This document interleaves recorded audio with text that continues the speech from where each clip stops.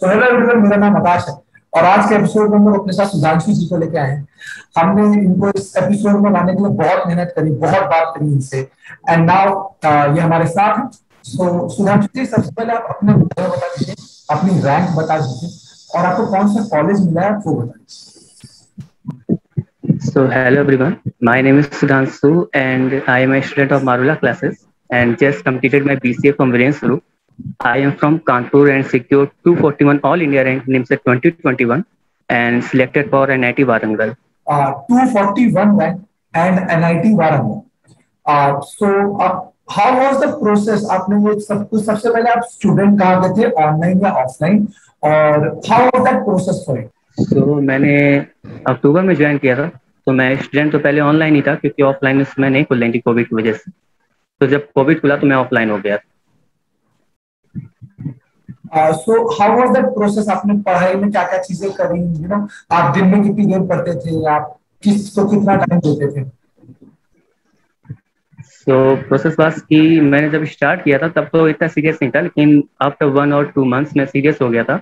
और दिन में ये था कि मतलब अप्रोक्स 11 आवर्स, तो मतलब कि ऑल स्टेप को मिला के जितना भी स्टेप टोटल था, ऑनलाइन ऑफलाइन और सेल्फ स्टडी मिला के और टेस्ट असाइनमेंट मिला के 11 आवर्स मतलब हो जाता था मेरा। और बस 11 आवर्स। सो आपने, हाँ, अब आपने ये बताया कि आप 11 आवर्स हो गए, आप ऑफलाइन में पढ़े। Tell me the day, tell me the month जब आपको ये लगा कि नहीं, मुझे निमसैट के लिए प्रिपेयर करना चाहिए, और कब आपने एकदम हार्डकोर प्रिपरेशन चालू कर दी? तो ये मुझे लगना तब स्टार्ट हुआ जब मैंने स्टार्टिंग की थी। तब तो मुझे नहीं लगा था कि मैंने इसके लिए तैयारी करूंगा, मैंने यूपी सेट की ही सोच के रखा हुआ था। पर जब सर से जब क्लासेस स्टार्ट हुई तो सर ने मोटिवेशन दिया, तब उससे लगा कि हाँ, निमसेट भी क्लियर किया जा सकता है, ये कोई उतनी मुश्किल चीज़ नहीं है, कोई इतना हार्ड नहीं है। तो तब से बताया, बस आफ्टर 1 और 2 मंथ्स मतलब मुझे लगने लगा था मैं निमसेट क्लियर कर लूंगा। तो उसके लिए मतलब प्रिपरेशन स्टार्ट कर दी मतलब। अब हम लोग, आपने की रैंक की बात करी, आपने अपना पढ़ाई का पूरा थोड़ा थोड़ा बताया हम लोगों को। सो लेट्स टॉक अबाउट मारुला क्लासेस में आपकी पूरी प्रिपरेशन में आपकी क्या क्या मदद करी और कैसे मदद करी? तो मदद की बात की जाए तो सर ने की मोटिवेशन दिया, सबसे बड़ी चीज होती है। और फिर इसके बाद सर ने पढ़ाई स्टार्ट करवाई, मतलब पूरा बेसिक से लेके पूरा एडवांस लेवल तक पहुंचाया। और पूरी मारूला टीम ने जिस तरीके का फीडबैक दिया कि मतलब इंस्टेंट फीडबैक कहता था कि जैसे अगर टेस्ट के लेकर है या असाइनमेंट को लेकर है तो आपको तुरंत उसका फीडबैक मिल जाता है। ये सब मदद मिली। तो उससे होता क्या है कि जैसे टेस्ट में कोई डाउट हो रहे हैं या कोई प्रॉब्लम आ रही है या किसी भी जैसे एकेडमिक को लेकर आपको कोई प्रॉब्लम हो रही है, तो उससे भी मैं मारूला टीम से मतलब कांटेक्ट कर लेता था। तो उससे भी मतलब काफी हेल्प मिली उससे। Okay, let's talk about subject wise, क्योंकि ये बच्चों को बहुत दिक्कत होती होगी। अगर कोई बंदा मारुला क्लासेस ऑनलाइन में है या ऑफलाइन में है, आप दोनों के लिए बता दो, मैथ के लिए वो क्या करें? मैथ के लिए तो अगर जो जो पहली बात तो जो हमारे क्लासेस टीम से हैं तो उनके लिए कोई प्रॉब्लम की बात नहीं, क्योंकि सर आपको बेसिक लेवल से लेकर एडवांस लेवल तक ले जाएंगे। आपको कुछ जंप करने की जरूरत नहीं है या कहीं इधर उधर डिस्ट्रैक्ट होने की जरूरत नहीं है। और जो सेल्फ स्टडी कर रहे हैं तो उसके लिए क्या होगा, मेरा मानना कि आप पहली बात तो आप कोई प्रॉपर गाइडेंस फॉलो करें। अगर नहीं कर पा रहे हैं तो आप कोई प्लेलिस्ट आप अपने अकॉर्डिंग देख लीजिए, कि आप अपने अकॉर्डिंग प्लेलिस्ट ये देखिए कि मतलब कि आपको कौन सा टॉपिक आपको ज्यादा समझ में आता है। मतलब कि कुछ लोगों को होता है कि सेट्स वगैरह ज्यादा समझ में आते हैं, कुछ लोगों को होता है कि जो वो फंक्शन वगैरह होते हैं ये कुछ लोगों को ज्यादा समझ में आते हैं। तो आप अपने अकॉर्डिंग देख लीजिए और उसको सीरियसली फॉलो कीजिए। और मतलब कि आपको गिव अप नहीं करना है, कि कॉन्टिन्यूअस आपको मेहनत करनी है और सिलेक्शन इतना मुश्किल नहीं है। Okay, for the second subject reasoning, आप रीजनिंग के लिए क्या सजेस्ट करते हैं? कोई बुक हो या कोई प्रॉपर प्लान हो कि रीजनिंग को इस समय से ध्यान देना शुरू करना, कुछ इस तरीके से?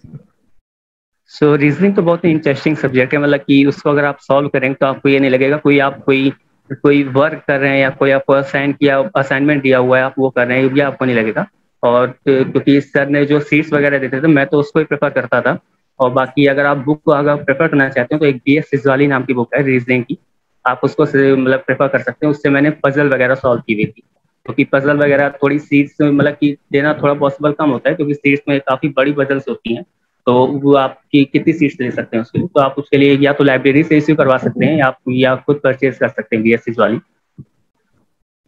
अब हम नेक्स्ट सब्जेक्ट की बात करते हैं जो हम सबके बहुत चहीते होते हैं प्रिपरेशन के टाइम, कंप्यूटर एंड इंग्लिश, क्योंकि हमें पता होता है कि नहीं ये एक जगह है जहाँ वी कैन स्कोर। सो आपका सजेशन क्या रहेगा ऑनलाइन और ऑफलाइन स्टूडेंट्स के लिए कि कंप्यूटर के लिए और इंग्लिश के लिए क्या करें? सो इंग्लिश और कंप्यूटर के लिए मेरा सबसे पहली एडवाइस ये रहेगी कि आप लोग कोई प्रॉपर गाइडेंस फॉलो करें, क्योंकि नेट वगैरह पे या अगर आप कोई बुक वगैरह को फॉलो करते हैं तो उसमें काफ़ी ज़्यादा मटेरियल होता है। तो ये स्पेसिफिक कंटेंट जो निमसेट के लिए रिक्वायरमेंट है वो आपको मतलब मिलना थोड़ा सा मुश्किल हो जाता है, क्योंकि उसमें बुक में कंटेंट ये होता है कोई निमसेट के लिए स्पेसिफिक तो होता नहीं है, वो ऑल टोटल होता है। या तो आप फिर प्रीवियस ईयर क्वेश्चन लगा सकते हैं, वो भी आपके लिए बेटर रहेगा। और इंग्लिश के लिए मेरा ये एडवाइस रहेगा कि आप कोई आर्टिकल्स वगैरह जैसे कि न्यूज़ वगैरह होती है इंग्लिश की, या कोई न्यूज़ पेपर कोई पढ़ना प्रेफर करता है, कोई तो अलग कंटेंट देखना पसंद करता है इंग्लिश में, तो आप उसको प्रेफर कीजिए। तो इससे आपको हेल्प मिलती है, जैसे कि फिल इन द ब्लैंक्स आती हैं और करेक्ट इनकरेक्ट सेंटेंस आता है, तो इसमें आपको हेल्प मिलती है। और एक जो स्टोरी आती है इंग्लिश में, वो क्या होता है आपको वो सब आपके अंडरस्टैंडिंग लेवल पर डिपेंड करती है स्टोरी। तो वो आप अगर जितना आर्टिकल जितने ज्यादा पढ़ेंगे तो वो आपका अंडरस्टैंडिंग लेवल उतना बढ़ेगा इंग्लिश में, तो वो आपके लिए ज्यादा बेनिफिशियल रहेगा। अभी आपने एक चीज की बात करी जो मेरे को उससे बहुत ही एक अच्छा सा क्वेश्चन आया, guidance. What is the value of guidance when you are preparing for something? अगर आप किसी एग्जाम के लिए प्रिपरेशन कर रहे हैं, सो गाइडेंस की वैल्यू क्या रहती है? सो गाइडेंस की वैल्यू ही तो सबसे बड़ी सबसे इम्पोर्टेंट गाइडेंस ही होता है, क्योंकि गाइडेंस क्या होता है ना, मतलब कि अगर आप बिना गाइडेंस के चल रहे हैं तो आपको जैसे कि बताते हैं कि लैक ऑफ मोटिवेशन होता है, कि बच्चे स्टार्टिंग मोटिवेट होते हैं कि हाँ निम्स क्लियर करना है, और फिर एकदम से हो जाता है कि यार कि अब थोड़ा सा मुश्किल हो रहा है, अब नहीं हो पाएगा। तो गाइडेंस आपको इस जगह पे हेल्प करता है कि वो आपको मोटिवेशन देता है। और अगर जैसे कि आपकी बात की जाए मटेरियल की, तो आप मटेरियल की आप ढूंढेंगे कि बुक से लगाएंगे, बुक आपकी मोटी मोटी सी होती है तो आपको लगाने में थोड़ी सी प्रॉब्लम होगी। मतलब अगर आप एक 1 ईयर के हिसाब से अगर अकॉर्डिंग आप तैयारी कर रहे हैं तो उस हिसाब से बुक लगाना मेरे हिसाब से प्रेफर करना, मैं प्रेफर नहीं करना चाहूंगा। तो आपको उसके लिए उस इस जगह पे भी गाइडेंस आपको मतलब की मायने रखता है, इस जगह पे गाइडेंस इंपॉर्टेंट होता है। सो वी ऑल हर्ड के गाइडेंस की कितनी ज्यादा जरूरत होती है किसी भी पेपर के लिए। सो वी एट मारुला क्लासेस हम लोग ये गाइडेंस पर बहुत ध्यान रखते हैं। हमारी पूरी टीम, हमारे अमित सर सबसे ज्यादा आई थिंक आप लोगों को फॉर मी वो तो मोटिवेशन का सोर्स है मेरे लिए। सो गाइडेंस की बहुत ज्यादा जरूरत रहती है। So for with a proper guidance आप एमसीए का एग्जाम आराम से निकाल सकते हो, आपको बस गाइडेंस की जरूरत है। हम लोग अब सेकंड क्वेश्चन पे आते हैं। आई थिंक ये क्वेश्चन बहुत ही ट्रिकी आंसर है, मैंने बहुत सारे लोगों से पूछा है क्वेश्चन, बट हाँ मुझे इसका जवाब ऐसा नहीं मिलता कि लगे कि हाँ ये चीज है। सो द क्वेश्चन इज कि जैसे मोटिवेशन की बात करते हैं, किसी भी एग्जाम को क्लियर करने के लिए मोटिवेशन बहुत इंपॉर्टेंट होता है, बहुत इंपॉर्टेंट। तो आप भी पिछले 10 महीने से आपने एकदम जी जान लगा के पढ़ाई करी, मोटिवेशन में लैग आप भी हुए हो गया, एंड आई एम श्योर कि आप हुए होंगे। सो आप उससे ओवरकम कैसे करते थे? आप क्या ऐसे तरीके अपनाते थे जिससे वो पेपर की प्रिपरेशन को फर्क नहीं पड़ता? तो मोटिवेशन के लिए क्या है, सबका मेरे अकॉर्डिंग सबका अलग अलग मोटिवेशन का थीम होता है। मतलब कि मेरा जैसे था, मैं अपने एग्रेशन को यूज करता था, या जैसे कि मैं कम्पीट करता था लोगों से, मतलब कि हेल्थी कंपटीशन रखता था अपने अपने जो फ्रेंड्स वगैरह उनसे कम्पीट करता था टेस्ट वगैरह में या असाइनमेंट वगैरह में। तो उससे मुझे मोटिवेशन मिलता था, और सर भी करते रहते थे काफी मोटिवेट की हाँ कि निमसेट की कोई निमसेट को कैसे क्लियर करना है, और ये कोई इतनी बड़ी चीज नहीं है। तो ये मोटिवेशन मतलब कि उससे कॉन्टिन्यूस एक मोटिवेशन बना देता था कि मेरे अंदर से आ रहा है, सर भी मोटिवेट कर रहे हैं, तो इतना ज्यादा लैक नहीं हुआ। हाँ तो जब लैक होता था तो सर से गाइडेंस ले लेते थे कि सर ऐसा ऐसा हो रहा है, सर ऐसी प्रॉब्लम हो रही, तो उससे फिर गाइडेंस भी जाता था sir. So my next question is कि if a person जिसकी मैथ बहुत अच्छी नहीं है, क्योंकि निमसेट में मैथ एक बहुत बहुत बड़ा रोल अदा करती है। if a person मैथ अच्छी नहीं है, what is your suggestion कि अगर वो कोचिंग ले भी रहा है, मारुला क्लासेस से पढ़ भी रहा है, तो क्या आप उसको ये सजेस्ट करते हैं कि थोड़ा सा बेसिक्स पे ध्यान पहले दे दे फिर कोचिंग में, कि आप किसी की अगर मैथ वीक है तो आपके सजेशंस क्या है उसके लिए? तो अगर कोई बिलो एवरेज है तो कोई टेंशन की बात नहीं, क्योंकि मैं भी कोई एवरेज ही लड़ता रहा हूँ। मतलब कि कोई ऐसा नहीं कि कोई टॉपर टाइप का बच्चा हो, तो मैं भी ऐसे रहा हूँ। तो मैंने प्रिपरेशन के लिए क्या किया था कि एक तो पहली बात तो प्रॉपर गाइडेंस, और दूसरी बात आपको कि गिव अप नहीं करता, आपको कंटिन्यूअस मेहनत करनी है। और एक जो होता है ना, स्पेसिफिक मटेरियल फॉलो कीजिए। ये नहीं कि आपकी अलग अलग कोई बुक लगा रहे हैं या अलग अलग वीडियोस देख रहे हैं या किसी किसी दूसरी टीम के पास चले गए या किसी दूसरी कोचिंग इंस्टीट्यूट में चले गए। ये नहीं, आप किसी एक चीज को फॉलो कीजिए और ऑनेस्टली फॉलो कीजिए, और आपको डिस्ट्रैक्शन हटा दीजिए और फोकस कीजिए, बाकी सब क्लियर हो जाता है। और मतलब कि लोगों की बातों पे ध्यान देते, क्योंकि मतलब कि कुछ लोग होंगे आपसे कहेंगे, अगर आप 1 ईयर प्रिपरेशन वाले हैं, आप लोग कुछ लोग कहेंगे कि लोग 2 ईयर्स 2 ईयर्स और 3 ईयर्स से तैयारी कर रहे हैं, हम लोग 1 ईयर्स वाले हैं, तो हम लोगों का मतलब सिलेक्शन होना काफी मुश्किल है और मतलब कि पॉसिबल ही नहीं है, कुछ लोग ऐसा ही बोलेंगे। तो आपको उसकी मतलब उस पर ध्यान नहीं देना है, इस तरीके के डिस्ट्रैक्शन को आपको हटाना पड़ेगा। फॉर दैट थिंग जो आपने 2 ईयर्स 1 ईयर्स 3 ईयर्स वाली बात बोली, इसमें मेरे को लगता है ना कि बहुत बड़ा रोल गाइडेंस भी अदा करती है, क्योंकि ऑब्वियसली आपको लग सकते हैं 2 से 3 साल, लेकिन अगर आप गाइडेंस बहुत अच्छी यूज कर रहे हैं, लाइक आप जैसे मारूला क्लास का स्टूडेंट, तो आई थिंक गाइडेंस अच्छी होगी तो वो टाइम थोड़ा कम हो जाएगा आपका। व्हाट डू यू से? जी जी, ये गाइडेंस अगर आपको अच्छी होती है तो आपको मतलब कि टाइम ऑब्वियसली कम हो जाता है। क्योंकि अगर टाइम की बात की जाए, अगर पूछा जाए कि मतलब कि कितना टाइम सफिशियंट होगा, तो मतलब कि जैसे कि अगर आप 1 ईयर की प्रिपरेशन कर रहे हैं तो आपके लिए मोर देन इनफ टाइम है, आपके लिए काफी टाइम है। अगर आप 10 मंथ्स की देखें तो आपके लिए सफिशियंट टाइम है। और अगर आपका लेवल थोड़ा सा अच्छा है, आपको बेसिक क्लियर है, तो आपके लिए 6 मंथ भी सफिशियंट है, कोई टेंशन की बात नहीं। आपने मेरे क्वेश्चन का जवाब इसी बात पे दे दिया कि सबसे मिनिमम वो टाइम क्या है प्रिपरेशन आप कर सकते हो। आई थिंक आपका जवाब इसमें 6 मंथ्स रहेगा। जी जी, और सबसे बड़ी बात, अगर आप टाइम देखना चाहते हैं कि मिनिमम क्या है, तो उसके हिसाब से सबसे पहले आप अपना डिसाइड कीजिए आपका लेवल क्या है। वो टाइम लेवल पे डिपेंड करता है। अगर आपके बेसिक ही नहीं क्लियर है और अगर आप ये सोच रहे हैं कि यहाँ 6 मंथ क्लियर हो जाएगा, तो थोड़ा सा प्रॉब्लमेटिक है वो थोड़ा सा। आपको पहले अपना लेवल डिसाइड करना होगा कि हाँ मेरे बेस क्लियर है या मैं एडवांस लेवल पढ़ना चाहता हूँ या क्या करना चाहता हूँ। वो आपको पहले अपना लेवल क्लियर करना होगा कि मैं किस लेवल पर हूँ इस समय। Now the thing is, I want to talk about my favorite topic. My favorite topic is, in this preparation, math is very important. So let's talk about maths. आप कुछ भी सजेशन देना चाहें स्पेसिफिकली मैथ के लिए मेरी side की, I think वो बहुत सारे बच्चों को बहुत हेल्प करेगा।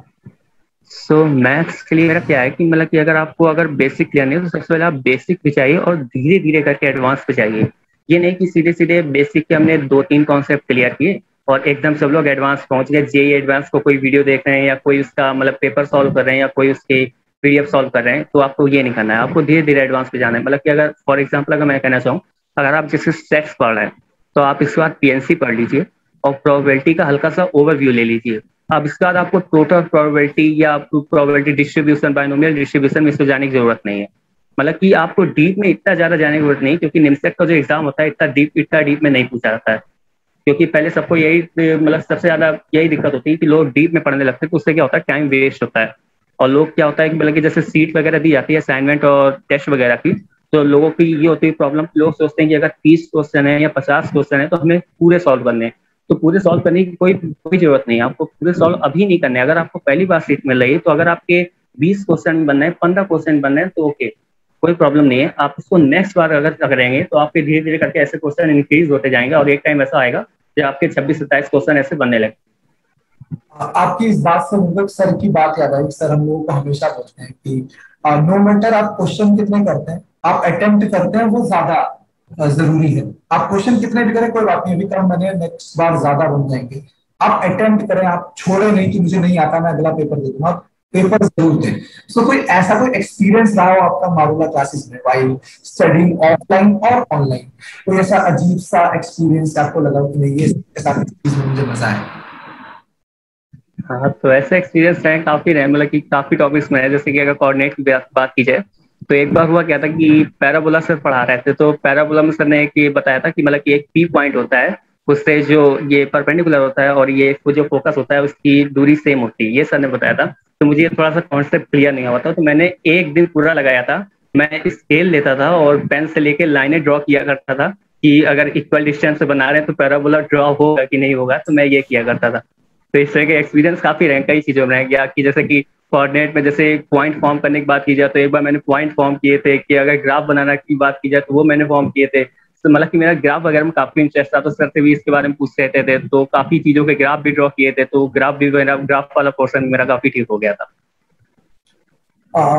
लेट्स टॉक अबाउट कि आपको पूरे प्रिपरेशन के दौरान में कुछ गलतियां या कुछ ऐसी चीजें जो आपने करी होंगी जो आपको लगा था कि ये नहीं करी होती तो मेरा थोड़ा टाइम बच जाता।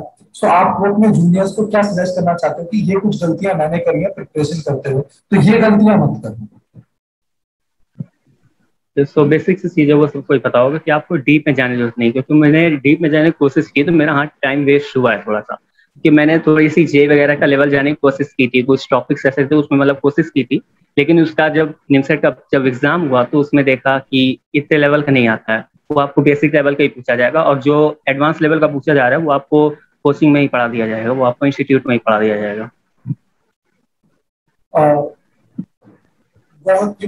Let's talk about the second subject, जिसके ऊपर I want आप एक डेडिकेटेडली कुछ इंस्ट्रक्शंस दे दें सब लोगों को, and the second subject is reasoning.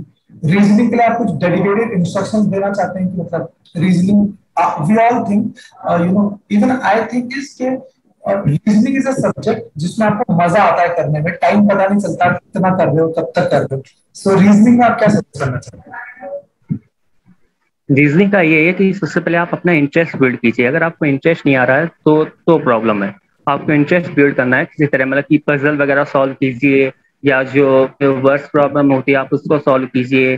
जिस तरह के प्रॉब्लम सॉल्व करके आपको इंटरेस्ट जब आपको आने लगेगा तो आपकी चीजें इजिली हो जाएंगी। मतलब कि रीजनिंग का क्या होता है ना कि रीजनिंग आपके दिमाग में माइंड में एक स्ट्रक्चर टाइप अगर बन जाता है उस क्वेश्चन का तो आपके जल्दी से सॉल्व हो जाता है। तो बस आपको वो स्ट्रक्चर बिल्ड करना है, उसके लिए आपको प्रैक्टिस करनी पड़ेगी। इसके लिए आप या तो बुक्स रेफर कर सकते हैं या मटेरियल फॉलो कर सकते हैं, दोनों ही बेस्ट हैं। रीजनिंग एक बार मैं सारी ऑडियंस को दोबारा बताना चाहता हूँ कि आपने रीजनिंग के लिए बुक का नाम बताया था। आई वांट कि आप वो बुक का नाम एक बार और बता दो, अगर किसी ने वो मिस कर दिया हो तो उसके लिए फायदा। तो रीजनिंग की बुक थी पीएस फिज वाली, जिससे मैंने पजल वगैरह सॉल्व की थी और थोड़ी सी वर्ड प्रॉब्लम की थी। ओके, रीजनिंग की हम लोगों ने बात कर ली। अब हम लोग बताते हैं कि व्हाट आई फील कि किसी भी एग्जाम में या आपका यूनिवर्सिटी का एग्जाम हो, आपके 12th का एग्जाम हो, आपके मास्टर्स की का एग्जाम हो, कहीं का भी एग्जाम हो, आपके लिए रिवीजन बहुत ज्यादा मैटर करता है कि एक बार पढ़ने से यू कांट स्कोर बेटर। आपको बेटर करने के लिए आपको रिवीजन रिपीटेडली करने पड़ेंगे। So what is your revision plan? आप रिवाइज कैसे करते थे सारी चीजें? आप क्या फिर अलग तरीके से रिवीजन नोट्स बनाते थे या कुछ भी ऐसा जो आप शेयर करना चाहते? सो रिवीजन के लिए मेरा मतलब पहले तो फोकस ये रहेगा कि आपके जो टॉपिक पैरेलल में चल रहे हैं आप सबसे पहले उस पर फोकस करें, और कोशिश करें कि जब आपको पहली बार पढ़ाया जा रहा है तो उस समय सारी चीजें क्लियर हो जाएं, क्योंकि आपको रिवीजन के टाइम आपको बहुत बेनिफिट देती हैं। और अगर पॉसिबल हो तो नोट्स जितने अच्छे आपसे हो सकें आप उतने अच्छे प्रिपेयर कीजिए, क्योंकि ये आपके रिवीजन के टाइम बहुत ज्यादा बेनिफिशियल होते हैं। और अगर रिवीजन की बात की जाए तो अगर जब आपको लगे कि आपके 4-5 टॉपिक्स हो गए हैं, कंप्लीट हो गए, तब आप अपना रिवीजन स्टार्ट कीजिए कि जो पुरानी आपको प्रैक्टिस सीट मिली हुई है या आप जो बुक जो आपने लगाई हुई है आप उसके जो क्वेश्चन है आपको उसको दोबारा से सॉल्व करना स्टार्ट कीजिए। अगर कोई प्रैक्टिस सीट का क्वेश्चन अगर आपको फिर से फंस रहा है तो आप उसका कॉन्सेप्ट फिर से देखिए उसका। अगर कोई टॉपिक ऐसा है जो आपको प्रॉब्लमेटिक हो, जो आपको पहली बार में भी मतलब सही से समझ ना आया हो, तो उसके रिवीजन के लिए क्या कीजिए, आप उसके वीडियोस को रिपीट कीजिए। मतलब वीडियोस को रिपीट करने का मतलब है कि वीडियोस जैसे आपने चला दिया, इसका जैसे सर ने कोई क्वेश्चन आपको लिखा, अगर मतलब की बोर्ड पे लिखा है तो आपको क्वेश्चन उसको सॉल्व करना है। इसके बाद आपको मतलब की वीडियो को स्किप कर देना है। अगर क्वेश्चन नहीं आ रहा है तब आपको उस वीडियो को देखना है। इस तरीके से आप रिवीजन कर सकते हैं। आई थिंक ये जो आपने रिवीजन का तरीका बताया ये हम सबके लिए बहुत इंपॉर्टेंट, बहुत ही यूजफुल तरीका है कि आप वीडियो चालू करो, आप क्वेश्चन लिखो और क्वेश्चन सॉल्व कर दिया तो आप वो पार्ट स्किप करके अगले क्वेश्चन पे चले जाओ। So let's talk about the way you are आपने नोट्स किस तरीके से बनाए थे। आपने कुछ बहुत ही कलरफुल से नोट्स बनाए थे, क्योंकि बहुत लोगों को होता है, मैंने बहुत सारे लोग देखे जो बोलते हैं नहीं नोट्स तो कैसे भी बना लो, तो लेकिन व्हाट आई बिलीव इज कि नोट्स आपको बहुत सुंदर, क्योंकि आप एक ही बनाने वाले हो नोट्स किसी सब्जेक्ट के, आपको नोट्स बहुत अच्छे से बनाने चाहिए। तो क्या आप नोट्स कैसे बनाते थे, कुछ अलग तरीके से बनाते थे? आप एक बार शेयर करें। सो नोट्स के लिए मेरा क्या है कि जैसे आपको एज ए एग्जांपल ले लेते हैं, अगर आप मूवी कोई देख रहे हैं, अगर आप उस मूवी को ब्लैक एंड व्हाइट में देखते हैं तो आपको कैसा एंटरटेनमेंट मिलेगा, कैसा मजा आएगा। अगर आप उसी मूवी को अगर कलर में देख रहे हैं तो आपको कैसा लगेगा। तो यही बात नोट्स पे आ जाती है। अगर आप सब कुछ एक पेन से ही सब आपने रिटेन किया हुआ है तो आपको जब आप उसको रिवीजन करने का मन ही नहीं करेगा। अगर आपने कलरफुल बनाया हुआ है, कलरफुल ये नहीं कह रहे कि मतलब कि 12 कलर्स में लगा देने, ऐसा कुछ नहीं है। आप 2 कलर लगाइए, मतलब कि स्केच ले लीजिए और एक ये हाईलाइटर ले लीजिए और 2 पेन ले लीजिए, उस तरीके से करते जाइए। और अगर पॉसिबल हो तो लाइव क्लास के ही नोट्स बनाइए, क्योंकि कुछ चीजें ऐसी होती हैं या कुछ मतलब टिप्स और ट्रिक्स होती हैं जो हम लोगों को लाइव क्लास में मिलती हैं और हम लोगों को लगता है कि हाँ कि अब हम लोगों को याद रहेंगी, इसको लिखने की कोई जरूरत नहीं है। तो वो लेकिन बाद में प्रॉब्लम करते हो, क्योंकि बाद में हम लोग वो बाद में वो चीजें हम लोग भूल जाते हैं, क्योंकि वो बेसिक सी थिंग होती हैं। तो आपको करना क्या है, नोट्स में जो टिप्स और ट्रिक्स होती हैं, आपको जो कॉपी है उसके हेडर में जो जगह होती है आपको उस जगह पे लिख लीजिए, वो आपके लिए बेनिफिशियल रहेगा। और अगर कोई क्वेश्चन ऐसा है जो आपको लग रहा है कि ये इंपॉर्टेंट है या थोड़ा सा ट्रिकी है, तो आप उसमें कोई ऐसा स्पेशल साइन बना लीजिए कि जब आप रिवीजन करेंगे तो आपको जैसे ही वो साइन दिखेगा कि यहाँ की ये एक साइन बना हुआ है, यानी कि ये क्वेश्चन उसमें ट्रिकी था, तो आप उसको मन से सॉल्व कीजिए, उसको मतलब पूरी तरीके से सॉल्व करने की कोशिश कीजिए, तो वो ज्यादा बेनिफिशियल रहेगा। तो जो आपने एग्जांपल दिया वो मूवी वाला, आई टोटली रिलेट टू। वो मूवी वाला बेस्ट एग्जांपल दिया आपने कि ब्लैक एंड व्हाइट मूवी होगी तो आपको अच्छी नहीं लगेगी, कलर्स होने चाहिए। एंड अगर आप लोगों को ये लगता है कि कलर्स करने से कुछ दिक्कत हो जाएगी नोट्स में, आपको खुद पढ़ने का मन करेगा, आपकी वो कॉपी आपको खुद बोलेगी कि नहीं पढ़ लेते हैं। लेट्स टॉक अबाउट कि अगर आपको मारुला क्लासेस नहीं मिला होता, तो व्हाट डू यू थिंक कि क्या चेंजेस होते हैं मारुला क्लास मिलने के बाद? आपको क्या नई चीजें मिली? आपको लगा कि नहीं, अब मेरे अंदर पर्सनली मारुला क्लास में आने के बाद ये चेंजेस हुए? तो अगर मारुला क्लासेस ना मिलता तो उसकी बात की जाए तो हाँ, तो मैं निम्सर तो क्लियर ही नहीं कर पाता, या निम्सर की मैं प्रिपरेशन ही ना कर रहा होता। क्योंकि अगर सेल्फ से स्टडी कर रहा होता तो सेल्फ मोटिवेशन क्या होता है, मेरे अंदर थोड़ा लैक ऑफ मोटिवेशन है, मतलब कि मोटिवेशन मेरा बहुत जल्दी खत्म हो जाता है। तो उस वजह से क्या होता है मेरा कि 2 मंथ्स ही रहता है मेरा मोटिवेशन, इसके बाद मैं प्रिपरेशन ही छोड़ देता। तो मारुला के मतलब मारुला टीम से और मारुला क्लासेस से जुड़े होने की वजह से मेरा मोटिवेशन बना रहा, क्योंकि सर भी मोटिवेट करते रहते हैं। और बाकी अगर आपके टेस्ट और असाइनमेंट होते हैं तो जैसा मैंने बताया था कि मुझे एग्रेशन टाइप का है या जो कंपटीशन होता है, उस वजह से मोटिवेशन आता रहता, तो वो कंपटीशन बना रहा। लेट्स टॉक अबाउट अब इस सेशन के आखिरी पे चलते हैं। लेट्स टॉक अबाउट एडवाइस जो आप 2022 बैच को देना चाहते हैं कि आप अभी प्रिपरेशन शुरू करने वाले हैं, आपने शुरू कर दी होगी। तो आप ये कुछ तरीके हैं, ये कुछ एडवाइस है मेरी जो आप दिमाग में रखना। तो एडवाइस में ये है कि आप सबसे पहले तो डिस्ट्रैक्शन को हटाना है और बी फोकस और डू ऑनेस्टली और do your best and hope for a better, बस। आई थिंक ये आपने 4 शब्दों में इतना सब कुछ बता दिया हम लोगों को। तो भाई अब हम लोग सेशन एंड करने की तरफ बढ़ते हैं। मैं आपसे आखिरी चीज पूछता हूँ, कुछ चीजें मारुला क्लासेस के लिए, और आप अपने जूनियर्स को सजेस्ट करना चाहते हैं कि अभी आपके पास 10 महीने हैं, आप इस तरीके से प्रिपरेशन कर लो। आप 10 महीने को ना प्रिपरेशन वाइज डिवाइड कर लो कि आप 4 महीने के अंदर अपना पूरा कोर्स खत्म कर लेना या